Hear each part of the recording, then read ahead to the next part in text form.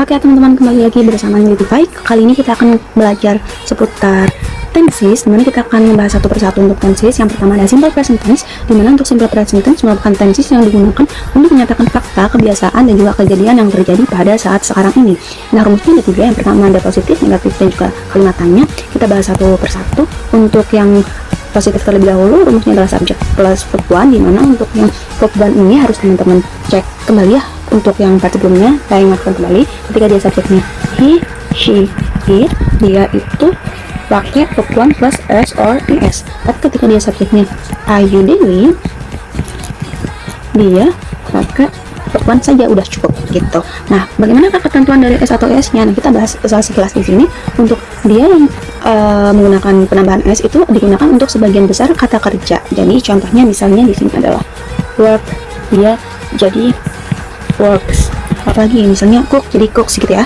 Nah, gimana untuk s, Kak? Nah, untuk s itu sendiri ketika dia kata kerjanya yang berakhiran dengan o, ch, sh, ss, x, dan juga z. Misalnya wash jadi washish gitu. Nah, ada penambahan sedikit yakni untuk menggantinya dengan yes. Nah, itu dilakukan ketika kata kerja berakhiran y dan didahului konsonan. Nah, ini penambahan yes ya. Ketika kata kerjanya itu didahului y plus konsonan. Konsonan. Misalnya di sini adalah study. Jadi studies. Nah, konsonan itu apa sih, Kak? Konsonan itu ini. Konsonan itu selain huruf vokal D, kemudian B kayak gitu. Ini diganti jadi yes kayak gitu. Nah, kalau huruf vokal misalnya itu kalimat-kalimat kayak nah ini nih. Di sini ada kalimat play. Nah, dia nggak diganti yes. Kenapa? Karena A di sini itu adalah huruf vokal gitu ya. Kemudian kita masuk ke yang kalimat negatif. Rumusnya adalah subject don't or doesn't plus verb 1. Nah, ini untuk verb 1-nya tidak pakai ketentuan ini. Karena apa? Karena sudah diwakili di sini. Yang doesn't ini he, she, it. Nah, untuk Ayu Dewi pakainya yang ini. Ayu Dewi. Begitu juga untuk yang kalimat tanya. Untuk kalimat tanya itu rumusnya do or don't. Nah, kita kasih tanda saja do or don't untuk yang subjeknya Ayu Dewi, kemudian does or doesn't itu yang subjeknya he, she, it gitu. Nah, do itu nanti kita masuk ke contohnya dulu biar teman-teman paham. They play football.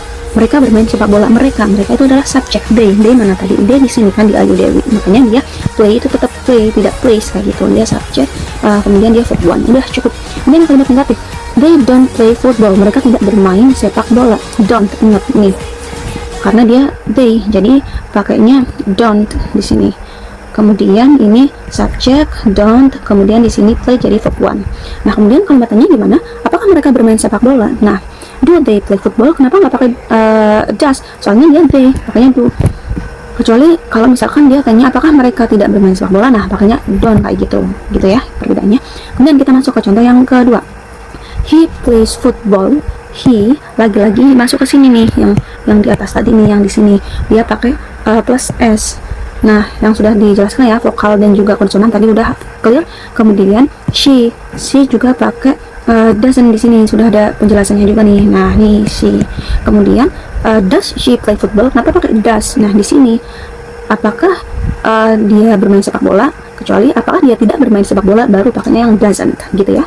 Kemudian contoh yang ketiga, Shani belajar di sekolah. Coba teman-teman bikin sendiri untuk kalimat positif, negatif, dan juga tanya.